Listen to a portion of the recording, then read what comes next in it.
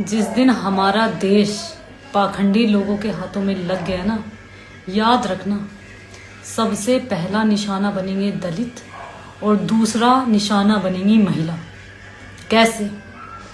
दलित इसलिए बनेंगे क्योंकि जो आज संविधान को नहीं मान रहे, जो आज उसमें जो अधिकार हैं उन्हें नहीं मान रहे, उसे वो स्वीकार नहीं कर पा रहे। एक वो समय था कि जब दलित चलता था ना, पीछे बोरा और मुंह के नीचे घड़ा बांध दिया जाता था ताकि पीछे पैरों के निशान ना बचे और मुंह से पसीना या थूक ना निकले। इतनी घृणा थी। और महिला निशाना इसलिए बनेगी, वो समय था जब महिलाओं को जिंदा जला दिया जाता था, महिला सती कर दी जाती थी, महिला दासी बनाई जाती थी, महिलाओं का बाल विवाह कर दिया जाता था और तो और शरीर के अंगों पर टैक्स लेते थे। ये लोग खुद देखते थे कि कितने बढ़े हैं कितने नहीं, और स्तन टैक्स वसूल करते थे महिलाओं से। तो भगवान का शुक्र मनाओ कि तुम आज़ाद देश में रह रही हो। इस देश को एक ऐसी किताब से चलाया जा रहा है जिसमें महिलाओं को बराबर के अधिकार दिए हुए हैं।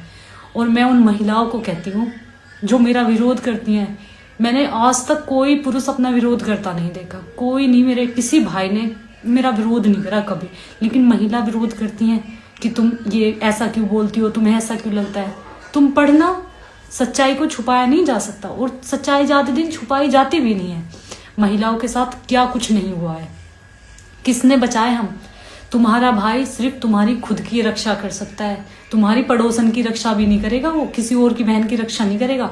लेकिन बाबा साहब भीमराव अंबेडकर एक ऐसे इंसान रहे जिन्होंने लाखों करोड़ों बहनों के सम्मान की रक्षा की है, बिना उनसे राखी बंधवाए उनके मान की रक्षा की है, उन्हें वो अधिकार दिलवाए हैं जिनकी वो हमेशा से हकदार थी, जो लोग हमें नहीं दे रहे थे। तो ऐसे इंसान को हमेशा सम्मान के लायक मानना चाहिए और वो इंसान सम्मान के लायक है। तुम इस चीज़ पे विरोध करो, मत मानो। और कभी कहीं फंसोगे ना, सबसे पहले वो किताब ही काम आएगी, वो उस इंसान का लिखा हुआ वो संविधान ही काम आएगा जिसे आज आप नहीं मानना चाहते, जिससे आप भागते हो, जिसे स्वीकारते नहीं हो। कभी भी जाति से कोई महान नहीं बनता, कोई छोटा और बड़ा नहीं होता। यदि जाति इतनी ही महान होती तो पंडित लोग रावण को पूजते, ठीक है, ठाकुर लोग जयचंद को पूजते, मुस्लिम ये मोहम्मद गोरी को पूजने लग जाते। ऐसा नहीं है, जातियां सब महान हैं, सब श्रेष्ठ हैं, लेकिन नीच हर जाति में पाए जाते हैं। जाति कोई नीच नहीं होती।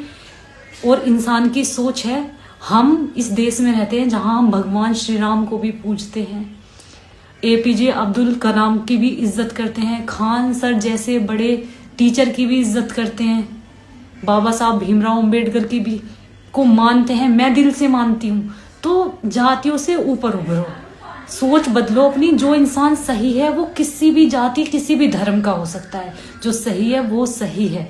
जातियां खराब नहीं होती, धर्म खराब नहीं होते, लोग खराब होते हैं।